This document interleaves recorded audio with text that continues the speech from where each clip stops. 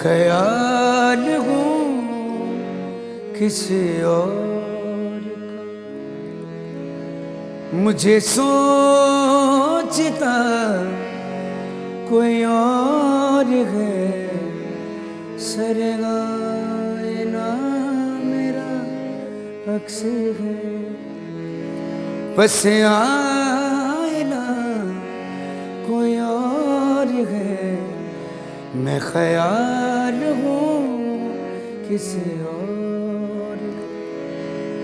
ये मेरी रियाज़त तेरी मुशब को सलीम सुबह हो न मिल सकी, ये मेरी रियाज़त तेरी मुशब को सलीम सुबह हो न मिल सके, फिर इसके माने तो ये हुए कि यहाँ खुदा कोई और है, ऐसे सरगाए ना मेरा अक्स है, बस आए ना कोई और है, मैं ख्याल हूँ किसी और का। बहुत ही हसीन, बहुत ही खूबसूरत। नमस्कार, आदाब। शख्सियत में मैं समीना आप सबका इस्तकबाल करती हूँ। सरहदें रोक न पाएंगी कभी रिश्तों को, सरहदें रोक न पाएंगी कभी रिश्तों को, खुशबुओं पर न कभी कोई भी पहरा निकला। ऐसी ही आवाज़ है उनकी जो सरहद पार से खुशबुओं की सौगात लिए आती है और सुरों की चाशनी से सुनने वालों को सहरज़दा कर जाती है। शख्सियत में आज मुलाकात उस्ताद रफ़ाकत अली खान साहिब से।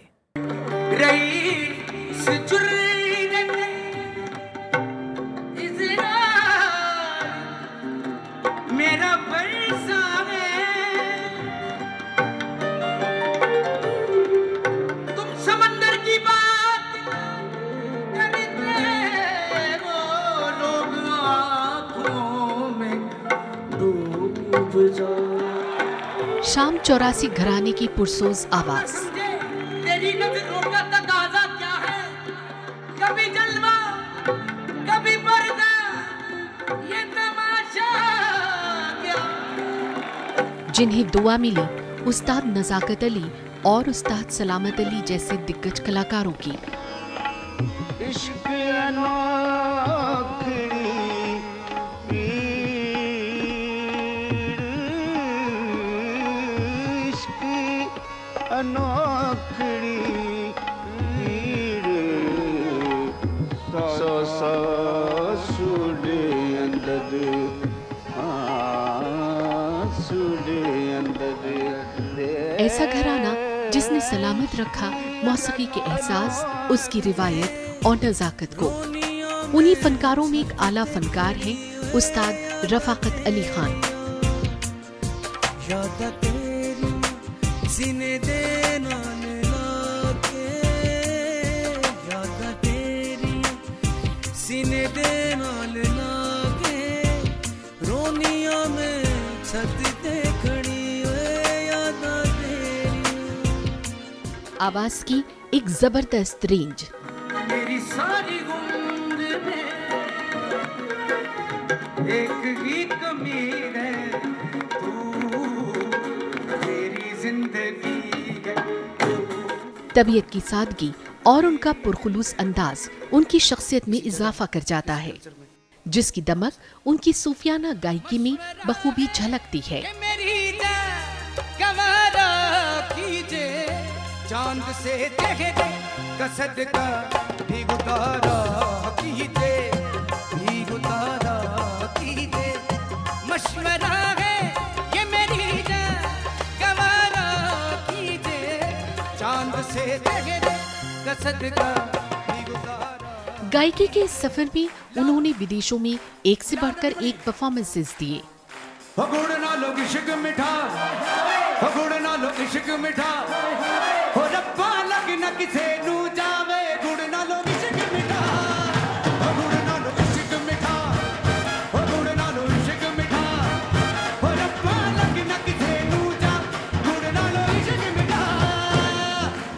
शास्त्रीय गायकी के साथ साथ गजल और पॉप की आमिजिश उनकी गायकी में देखते ही बनती है। कलंदर मस्त मत दम मस्त कलंदर मस्त दम मस्त कलंदर मस्त मत दम मस्त कलंदर मत हिको बिरद हदम दम गली अली।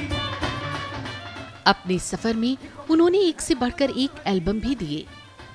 एक गुरु की हैसियत से वो नेशनल कॉलेज ऑफ आर्ट्स में भी तालीम देते रहे हैं। मेरा जिस्म भी तू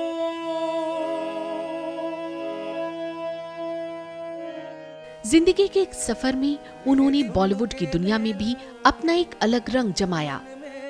आज की तारीख में रफाकत हिंदुस्तान और पाकिस्तान के भी अपने संगीत के जरिए दोस्ती का पैगाम लेकर आते जाते रहते हैं।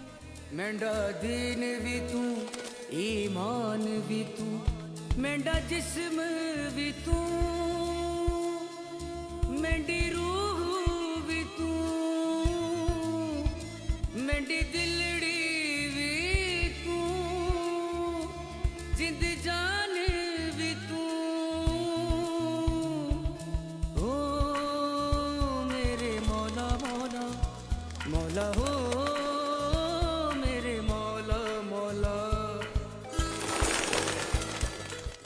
बहुत बहुत खुश आमदीद जी, बहुत प्रोग्राम बहुत शुक्रिया। शख्सियत में आपका रफ़ाकत साहब। Thank you very much. और बहुत अच्छा लग रहा है आज आप हमारे बीच में हैं। शुरुआत नज़ाकत अली और सलामत अली साहब से ही जुड़ी हुई यादों से करते हैं जी जी और कुछ उनकी बातें और कुछ आपकी ज़िंदगी के शुरुआती दिनों की बातों से शुरुआत करते हैं। अरे असल में मेरे वालिद साहब तो ज़रा अपने मूड में रहा करते थे और सलामत अली खान साहब जो हैं वो हमें अक्सर लेके बैठते थे क्योंकि वो बड़े थे, उनसे डर भी लगता था, चाहे वालिद ही थे, सलामत अली खान से बड़े थे। तो खान साहब ने ताइयाँ याद करानी, सोदर नैन देखा रे बलमा मोरे रसी ले प्यारे बलमा सोदर नैन। तो बचपन में इस तरह सिखाना तो समझ रहा ना यार ये क्या चीज़ है। ठीक है, याद हो गया। आज अंदाज़ा होता है कि ये कितनी इम्पोर्टेंट चीज़ थी और कितनी बड़ी चीज़ थी। ये तो एक जुड़ी यादें हैं उनसे। और चूँकि वालिद भी थे मेरे और चचा भी थे सलामत अली खान। और नेहरू जी से जुड़ी हुई कोई वो याद? खान साहब ने खुद ये वाक़या सुना है कि सदर अयूब जब हमारे फील्ड मार्शल थे जो वो वहाँ पे हिंदुस्तान उन्होंने विजिट किया ही दिल्ली में, तो उनकी मुलाकात नेहरू जी से हो गई। तो नेहरू जी ने उनसे पूछा कि प्रेसिडेंट साहब आपके यहाँ दो भाई हैं, नज़ाकत अली सलामत अली, वो यहीं से गए हैं, तो क्या आप उनको हमें दे सकते हैं, उनको भिजवा सकते हैं? तो उन्होंने कहा कि ठीक है मैं देखता हूँ जाके। वो वापस गए। जुल्फ़िकार अली भुट्टो एक हमारी प्राइम मिनिस्टर हुआ करते थे, उस वक़्त वो फील्ड मार्शल अयूब के साथ काम करते थे। तो उनसे उन्होंने पूछा कि यार यहाँ दो भाई हैं, नेहरू पूछ रहे हैं उनका कि मुझे फ़ौरन तलाश करो वो कहाँ है। तो इन शॉर्ट उन्होंने फिर तलाश किया और फिर देखा कि दो भाई हैं बिल्कुल छोटे से कद के और एक आम से लग रहे हैं। तो फिर सदर अयूब ने अपने साथ ही रखा और आखिर में एक ऐसा वाक़या हुआ जब वो बांग्लादेश के लास्ट टाइम 1968 में तो वहाँ पे एक हॉल में बैठे थे, जैसे अमिताभ बच्चन साहब ने वो शराबी फिल्म में अकेले बैठ के वो देखा था डांस उनका क्या है जयाप्रदा जी का। ये इस तरह की एक बात है जो सलामत अली खान ने इस तरह जोड़ के सुनाई थी। तो इस तरह वो अकेले आके बैठ गए और खान साहब से पूछा कि खान साहब ने पूछा जी और लोग नहीं आ रहे? उन्होंने कहा कि मैं काफ़ी नहीं हूँ तुम्हारे लिए। और फिर उन्होंने कहा कि नहीं आप क्या सुनना चाहेंगे? उन्होंने कहा था क्या हाल सुना हुआ दिल दा कोई महरम राज ना मिलता। तो कहे उस वक्त वो रोए और रोने के बाद उन्होंने कहा जी मैं तो अब छोड़ के जा रहा हूँ ये सदारत जो है, अब तो आप लोगों की कदर कितनी होगी वो मैं अब नहीं बता सकता। तो वो इतना प्यार करते थे, इतनी जिम्मेदारी निभाई उन्होंने, इतनी मोहब्बत की इस घराने से। तालीम का सिलसिला कैसे शुरू होता है और किस तरह की तालीम आपको मिली? और ख़ास तौर से आपके घराने का जिक्र यहाँ लाजमी होता है, शाम 84 घराना आपका आता है। जी। किस तरह की खासियत कैसे डिफ़ाइन करना चाहेंगे आप अपने घराने को? हमारा घराना बेसिकली एक धुरपत का घराना था, लेकिन मेरे जो दादा थे विलायत अली खान साहब वो इधर ही जलंधर में हुआ करते, शाम 84 गाँव कटार के साथ एक गाँव है। तो वो हमेशा इनोवेशन करते रहते थे। वो कहते थे अब मैंने अपने घराने को ख्याल गायकी में ढालना है। उसके बाद तो गज़ल भी आई, उसके बाद फिर गीत भी आया, फिर उसके बाद फिल्म भी आई, लेकिन उन्होंने ख्याल गायकी की तरफ रुझान दिया। अब उस घराने के अंदर जो अंदाज है गाने बजाने का, वो सुर और लय का ख्याल रखना। और सुर का मिजाज ये है कि दन दन में मेरो भाग, नहीं कितनी मलाइमियत से लग सकता है। और जब तान की बारी आएगी तो लगेगा नहीं कि सुर इतनी मलाइमियत से लगाया गया है। हाँ। ये शराम चुरासी का खासा है। अब हमें तो यहाँ तक बताया गया है, और जो लोगों ने उनको सुना उस दौर में बॉम्बे में अर्ली 50s के अंदर, वो ये बताते थे कि जब वो लय करी जब तेज हो जाए, जब ज़्यादा सरगम तेज की जाए, जब गाया तेज जाए, तो लोगों को रोना नहीं आता, लोग तब भी रोते थे उनको। इतना सुर का मिजान कायम रहता था उनका। एक और बड़ी बात जो सबसे बड़ा कारनामा है नज़ाकत अली खान, सलामत अली खान का, कि बॉलीवुड की इंडस्ट्री के अंदर मेरी मुलाकात बच्चन साहब से भी हुई, मेरी मुलाकात दिलीप कुमार साहब से भी हुई, राज कपूर तो हमारी अपनी फैमिली है, तो इन दोनों भाइयों का कंट्रीब्यूशन बॉलीवुड के अंदर भी है। तो लोगों ने फिर उस तरह का अंदाज अपनाया कि यार ये क्या अंदाज है।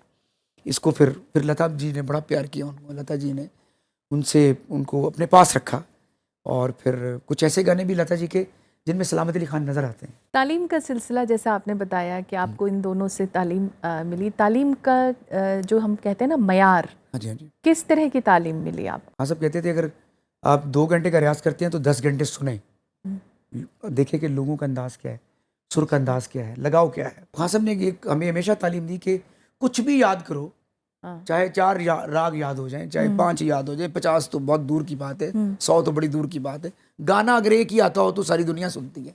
बहुत। तो वो कहते थे कि लगाओ को सीखो, लगाओ देखो, ये असल तालीम है हमारी। आपकी परफॉर्मेंसेस का सिलसिला फिर कब, कैसे, कहाँ शुरू होता है? हाँ जी, मैं असल में हासिबी के साथ होता था, मुझे अच्छी तरह याद है। मैं तो एक मार्शल आर्ट का प्लेयर हुआ करता था एक दौर में। तो मैं स्पोर्ट्स में बहुत ज़्यादा मेरी रुझान था। हाँ। तो सलामत अली खान ने मुझे वहाँ से खींचा कि भाई छोड़ो इन चीज़ों को, तो मेरे पास आओ। हाँ। और फिर उन्होंने मुझे, क्योंकि मेरे वालिद का जल्दी इंतकाल हो गया था, तो क्लासिकल से शुरू किया, उन्हीं से तालीम मिलती थी। लेकिन आगे जाके जब देखा कि यार दुनिया तो बहुत मटीरियल हो गई है, सिर्फ आपका रागों से और ठुमरियों से गुजारा नहीं हो सकता, तो फिर मैंने अपने आप को थोड़ा सा बदला। क्राउड में कुछ पॉप अंदाज की गायकी भी की, बीच में सरगम भी कर दी, तान भी कर दी, पलटा भी कर दिया, कुछ थोड़ा सा एक्स्ट्रा कर दिया। फिर खान साहब, नुसरत अली खान का एक नाम आता है अर्ली 90s के अंदर, उन्होंने तो फिर कवाली को बड़े अरूज पे पहुंचा दिया। बिल्कुल। आज वो सूफीज़्म पूरी दुनिया सुन रही है। वो इंस्पिरेशन भी है कहीं ना वो कहीं फिर लेके आपके, मुख्तलिफ अंदाज में। आपके लिए। कभी गजलिए बन जाते हैं, कभी ठुमरी गाना शुरू हो जाते हैं, कभी पॉप बन जाते हैं। आप भी करते हैं तो एक नमूना हमारी ऑडियंस के लिए भी हो जाए। हाँ जी, मेरा एक बड़ा पॉपुलर नंबर है, हाँ। जो मेरे दोस्त अफजल आजिज, उन्होंने ये गाना लिखा और बनाया है। अच्छा। मशवरा है ये मेरी जान, गवारा कीजिए, चांद से चेहरे का सदका भी उतारा कीजिए। इसमें शेर है, हम तो ये जान हथेली पे लिए फिरते हैं, हम तो ये जान हथेली पे लिए फिरते हैं, बस किसी दिन हमें हल्का सा इशारा कीजिए, चांद से चेहरे का सदका भी उतारा कीजिए। एक और चीज़ जो अक्सर लोग आपका जिक्र करते हैं तो कहते हैं कि आप माशाल्लाह से बहुत सी लैंग्वेजेस जानते हैं, तो क्यों ना एक उसका एक छोटा सा खूबसूरत सा नजराना हमारी ऑडियंस के लिए भी हो जाए, जिसमें पंजाबी भी हो, सिंधी भी हो, उर्दू भी हो। हाँ जी, एक मेरे ज़हन में ऐसे बड़ा मुश्किल सवाल है, इम्तिहान बन जाता है, तो गज़ल से मैं लेता हूँ, उर्दू गज़ल से। दिल इसमें ना कहाँ टूटा कहाँ है, अभी मैंने तुझे देखा कहाँ है, यार डाडी आतिश लाई है, यार डाडी, ये हमारे सिंध का बहुत मशहूर है। ओ यार सानू, ओ ढोल सानू, ओ यार सानू, ओ ढोल सानू, लग गई बे इख्तियारी, सानू लग गई बे इख्तियारी, सीने दे विच ना समाई, या डाडी आतिश लाई है, या डाडे साडा दिल तोड़ के, ये मेरे चचा तसद्दुक अली खान के, तू भी पछतावेगा जदों गसी याद आए, जदों गसी याद आए, फिर किथे जावेगा साडा दिल तोड़ के, तू भी पछतावेगा या डडे लाई गए या डडे लाई गए। ब्यूटीफुल, बहुत ही हसीन, सुनाने को तो बहुत कुछ है। बहुत ही खूबसूरत। आपके कुछ अपने हैं रफ़ाकत साहब, जी जी जिन्होंने आपकी ज़िंदगी के सफ़र को आज तक देखा है। मैं चाहूँगी आप उन्हें देखें, फिर अपनी राय का इजहार करें। आइए देखते हैं। आपका बहुत प्यारा भाई, और आपके बारे में कहना चाहता हूँ कि आपका जो गाना है वो कमाल गाना है, और आपका जो स्टाइल है उसके हम दीवाने हैं। रफ़ाकत भाई, आपको शायद याद होगा कि दिल्ली में ही एक बहुत बड़ी जगह पे हम लोग किसी के घर पे परफॉर्म कर रहे थे। बहुत बड़ा वो कॉन्सर्ट था, और उसमें कम से कम 10 बैंड आए हुए थे परफॉर्म करने के लिए, और हर ग्रुप में 10 से 12 लोग थे, और हम अकेले 2 थे सिर्फ, एक आप और एक मैं। लेकिन जिस तरीके से आपकी आमद हुई उस परफॉर्मेंस में, जैसे आपने एंट्री की, जैसे आपने उसी लय पे और उसी रंग पे जमाया, उसी वक्त जो जमाया, वो अपने आप में कमाल था। और मैं उस वक्त सच में हैरान हो गया था कि एक अकेला आदमी इस तरीके से, किस तरीके से पूरी पब्लिक को कैप्चर कर सकता है। पूरी दुनिया में अपना रंग जमाते रहें, और हम आपको ऐसे ही दुआ देते रहें, आपके साथ बजाते रहें, गाते रहें और मज़ा लेते रहें। Thank you. हमारे रफ़ाकत भाई पाकिस्तान के बहुत ही चुनिंदा आर्टिस्ट हैं। इनके साथ संगत करने में दिल को जो सुकून मिलता है उसका जवाब ही नहीं है। रफ़ाकत भाई आने वाले टाइम के बहुत ही ज़बरदस्त परफॉर्मर, सिंगर, बहुत ही अच्छा गाते हैं। रफ़ाकत भाई, आपको याद होगा कि हम गोवा में भी गए थे, पीछे कॉन्सर्ट्स था जो, जहाँ पे मुंबई से काफ़ी सारे लोग थे, और वहाँ पर जो आपने गाया था सब लोग आपके मुरीद हो गए थे वहाँ पर गाने के लिए। तो दिल को बड़ा सुकून, मतलब बहुत अच्छा लगता है कि भाई आपके साथ संगत करके अपने आप को भी मतलब ऐसा फील होता है कि हाँ भाई हम कुछ कर रहे हैं म्यूज़िक इंडस्ट्री में। क्या बात है, वाह जी वाह। क्या कहना चाहेंगे? जी माशाल्लाह, अमजद अपनी आप में माशाल्लाह एक बेहद उभरते हुए तबली है। मुझे तो जाकिर हुसैनी लगते हैं वो। अच्छा, अल्लाह ताला उनको ज़िंदगी दे, सलामत रखे, छोटे भाइयों की तरह। मैं 97 में आया था, उस वक्त मैं इन्हीं के यहाँ के ठहरा था।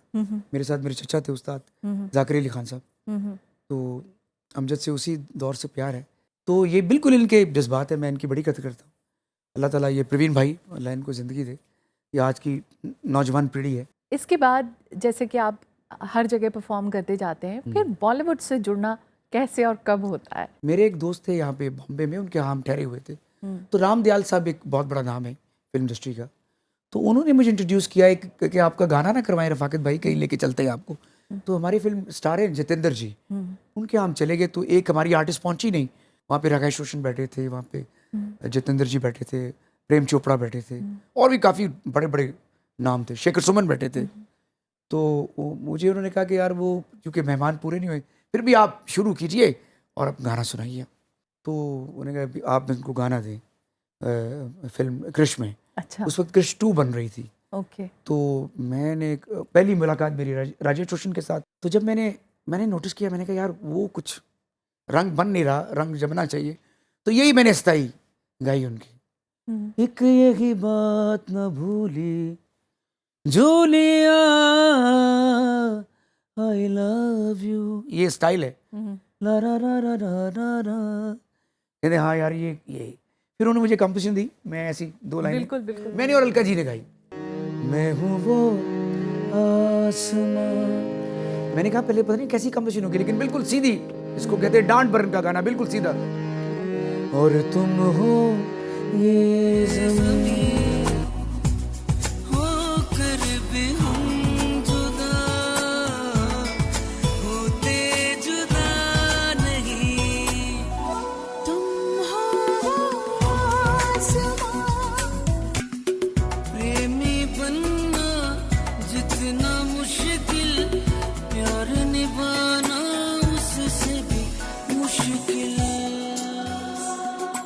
कव्वाली का एक रंग अगर हाँ आप जी, हमारी एक ऑडियंस हमारे के लिए। घराने में मिलता है हाँ। और आजकल तो हमें कवालियाँ बहुत सारी करनी पड़ती हैं।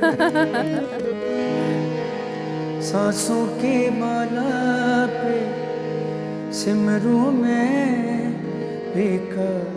नाम, अपने मन की मैं जानू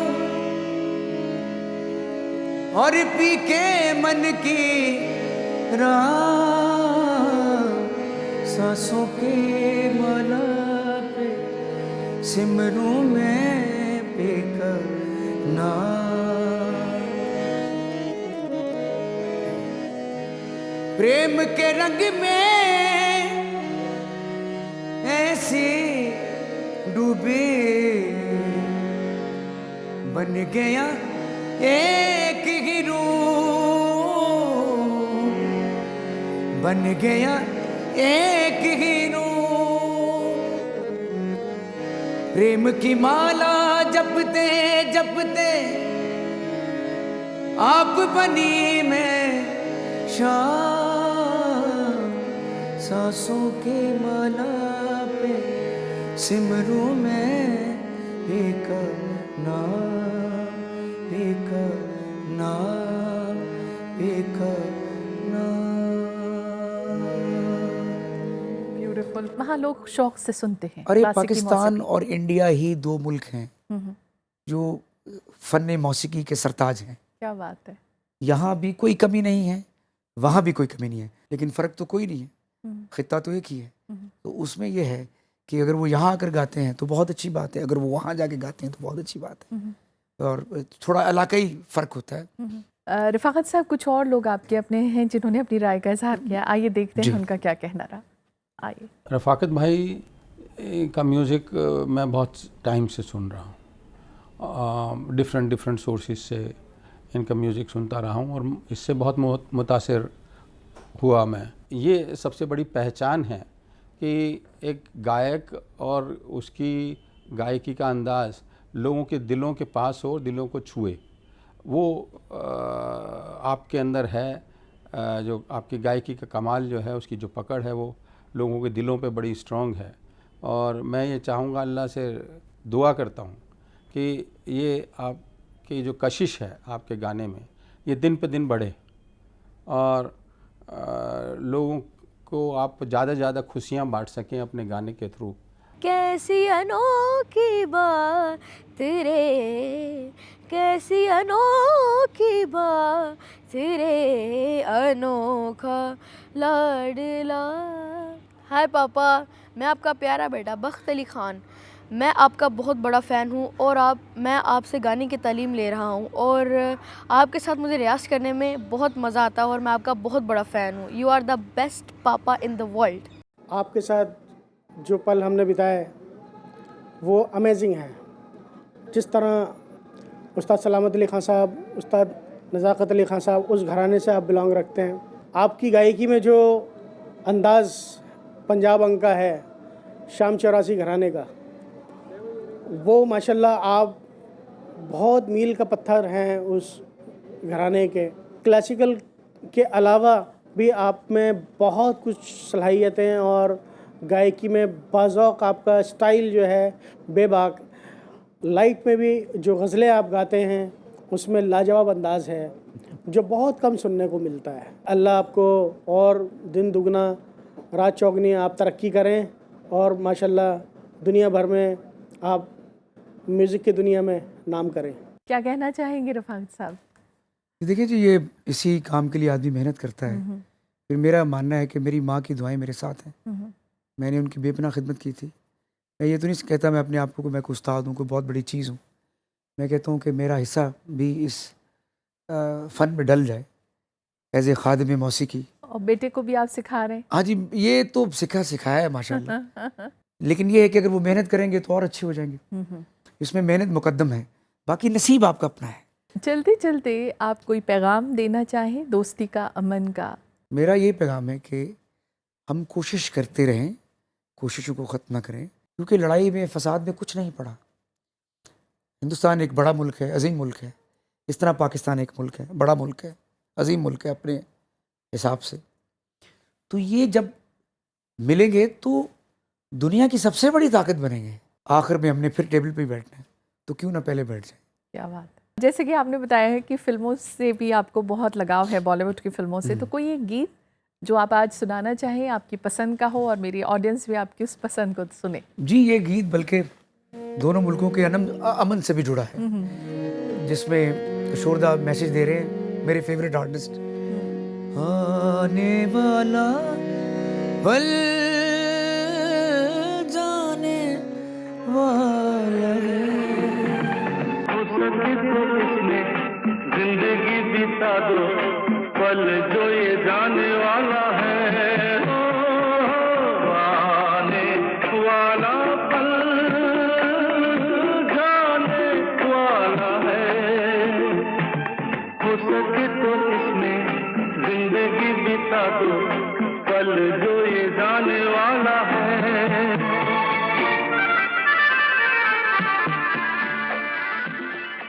रफ़ाकत साहब, आज आप शख्सियत में तशरीफ़ लाए, आपका बेहद आपका शुक्रिया। बेहद शुक्रिया सर, बहुत शुक्रिया।